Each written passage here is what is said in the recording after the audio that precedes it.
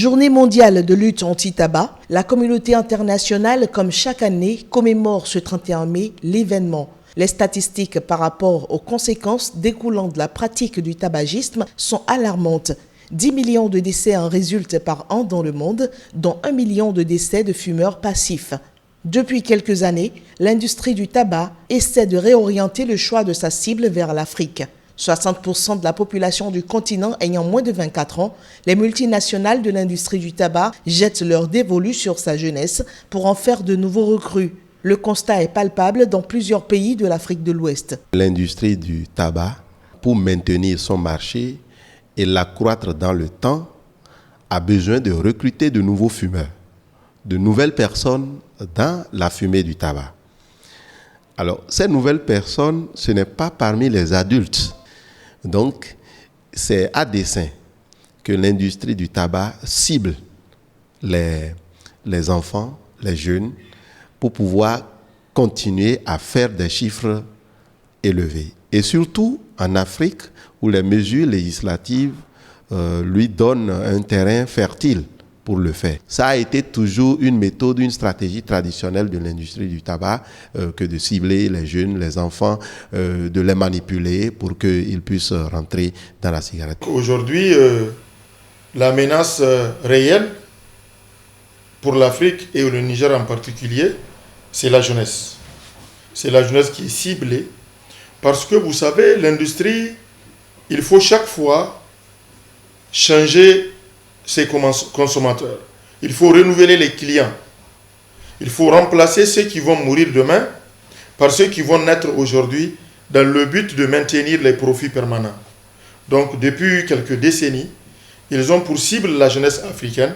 Et aujourd'hui, à travers les nouvelles technologies de l'information, les réseaux sociaux et tout ce que l'humanité nous donne aujourd'hui comme moyen de communication avec aisance, est aussi exploité par l'industrie pour capter la jeunesse. Et on sait qu'au Niger, 60% de la population a moins de 30 ans. Donc c'est un marché promoteur. Et donc ils utilisent aujourd'hui les nouvelles technologies de publicité à travers l'Internet pour pouvoir capturer leurs victimes. Et il faut regretter aussi que nous sommes battus depuis 2018 pour un renforcement de la législation dans notre pays, pour tenir compte avec les nouveaux facteurs et les nouvelles stratégies de l'industrie, parce que notre loi date de 2006, presque 13 ans ou 14 ans, j'allais dire. Donc elle mérite d'être revue, d'être amendée. Malheureusement, il y a eu des résistances, mais nous continuons la pression, nous continuons le plaidoyer. Cette manipulation est favorisée par plusieurs choses. D'abord, la crise sociale que connaît la plupart de nos pays, qui engendre aussi donc un chômage et l'abandon scolaire. Vous avez donc la précarité, les parents n'arrivent pas donc à bien, n'est-ce pas, s'occuper des enfants, et donc les enfants sont exposés à tous les aléas, et donc les enfants deviennent donc vraiment des cibles donc vraiment vulnérables de l'industrie du tabac. La jeunesse africaine, généralement vulnérable, se retrouve donc à la solde des firmes de tabac qui usent de diverses tactiques pour la manipuler. Les stratégies sont multiples et variées d'un pays à un autre. Puisque nous avons beaucoup sensibilisé sur l'usage de la cigarette, les méfaits du tabac et tout, ils proposent aujourd'hui de nouveaux produits de tabac. Donc les produits chauffés. Vous avez la chicha qui court nos rues. Il y a même des bars chicha, donc ça c'est un nouveau produit pour vraiment contourner tous les messages de sensibilisation que nous avons eu à faire. Donc aujourd'hui on fait passer la chicha, la cigarette électronique, mais il y a eu des élèves qui ont fait usage de la drogue dans les écoles. Il y a des bonbons, des gâteaux qui sont fabriqués, qui sont préparés avec la drogue et qui sont offerts à nos enfants. Heureusement, tous les responsables d'établissement on dit jamais dans l'enceinte de l'établissement ça ne se passe, mais c'est des gens qui viennent aux alentours des écoles, devant l'école ou bien dans les environs de l'école pour offrir ça aux enfants.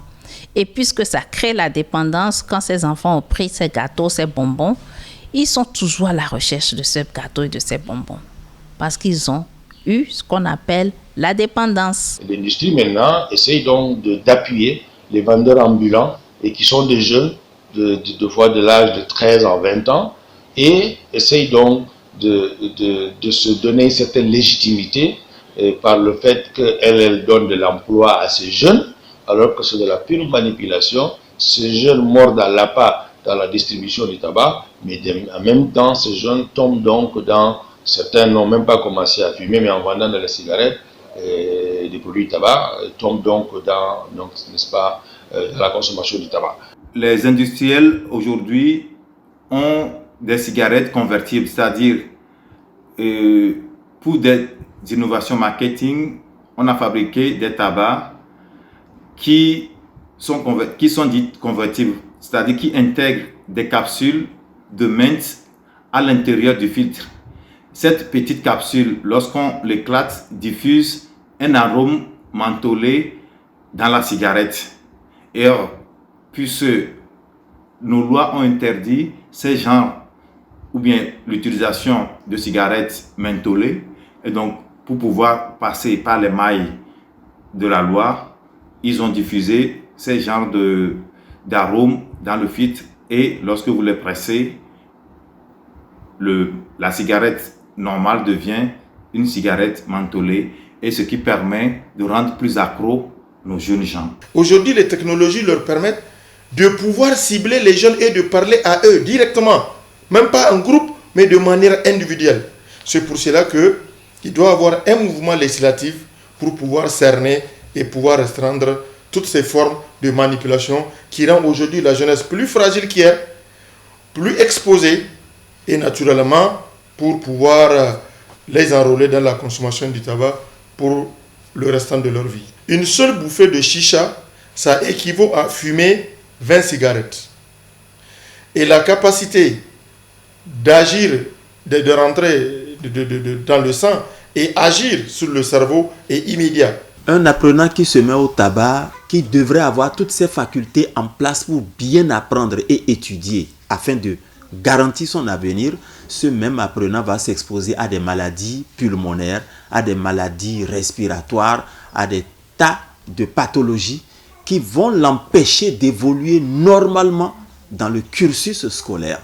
Tous les enfants qui ont des comportements très bizarres, arrogants, agressifs, quand on va fouiller un peu dans leur vie privée, on se rend compte qu'ils font partie des clubs qui s'adonnent à ce plaisir, vilain plaisir d'aller se mettre dans un coin pour fumer à la récréation, ou bien pendant le week-end, ou bien à des heures où ils n'ont pas cours, ainsi de suite. Et ils ont des comportements qui sont en dichotomie, en déphasage total avec les autres, qui ont dans la tête le souci de réussir, le souci de faire plaisir à leurs parents et de garantir leur propre avenir. L'édition 2020 de la Journée mondiale de lutte contre le tabagisme a lieu dans un contexte de nouveau coronavirus. Une pandémie qui a déjà fait plus de 300 000 décès. L'industrie du tabac a une fois encore essayé de tirer le drap de son côté en initiant une étude en laquelle les acteurs de la lutte trouvent une parfaite manipulation.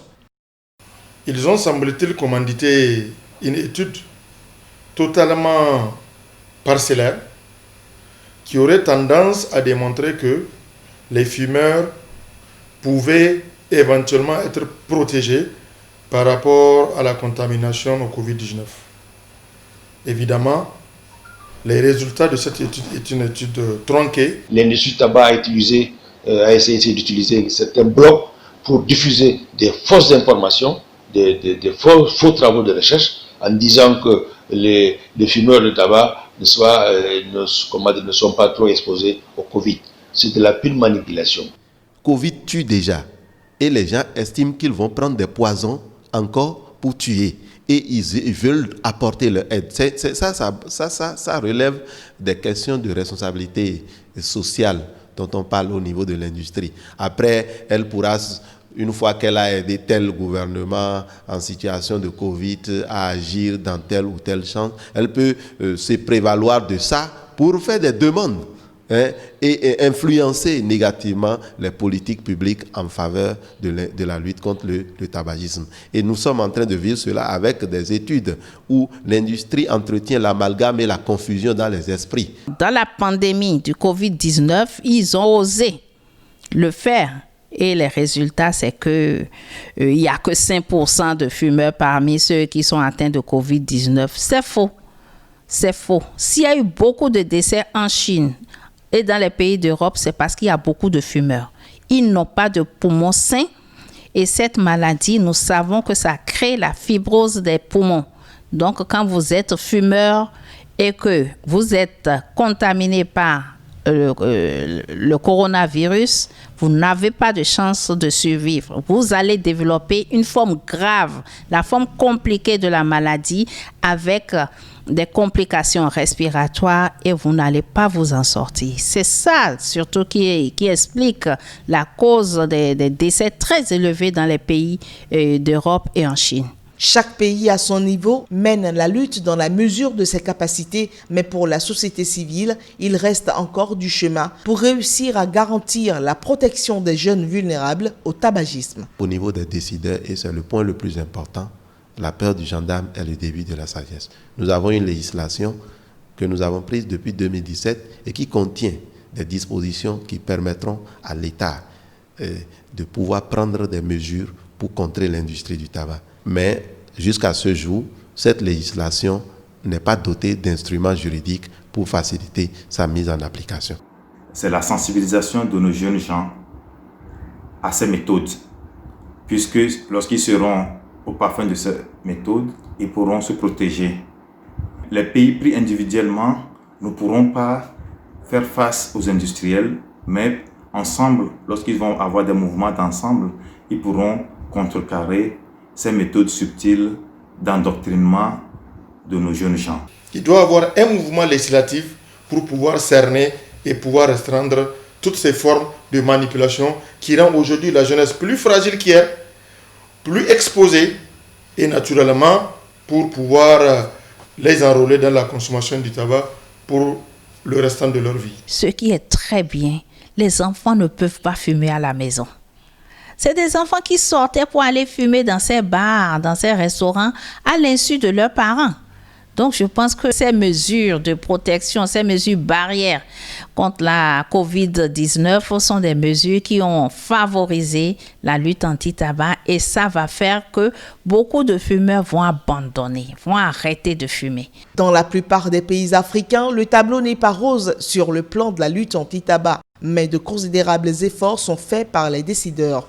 Il urge à présent de renforcer les mesures pour sauver la jeunesse et la protéger des manœuvres des multinationales du tabac.